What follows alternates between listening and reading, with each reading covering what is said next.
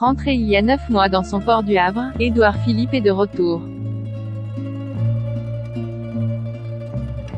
Attendu prochainement dans l'émission Quotidien sur TMC, l'ancien Premier ministre se prépare un marathon médiatique pour assurer la promotion de son nouvel ouvrage, Impression et ligne claire, J.C. Lattès, en librairie le 7 avril.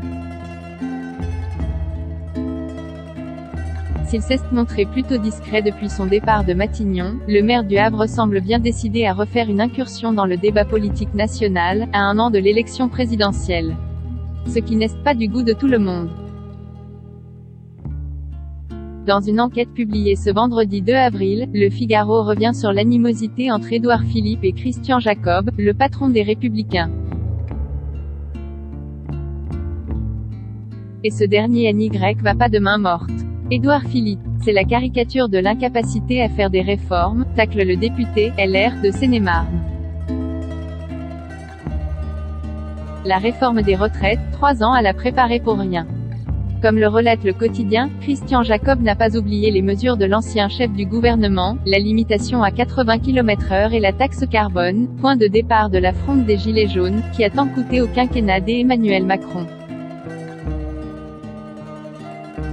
Pour l'élu LR, Édouard Philippe est un traître à sa famille politique.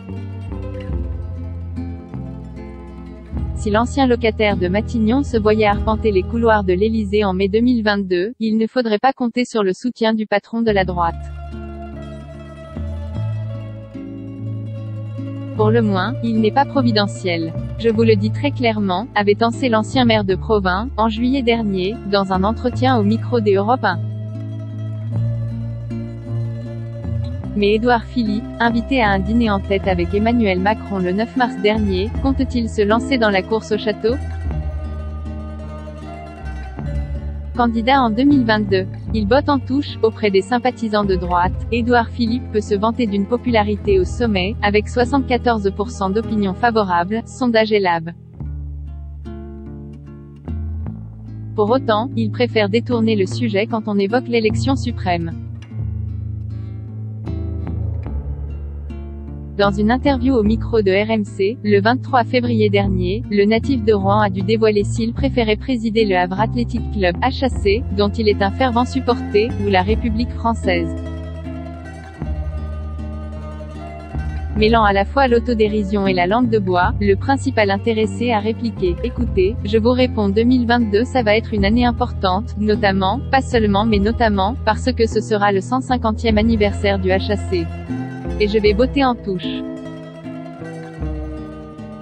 Article écrit avec la collaboration de 6 médias.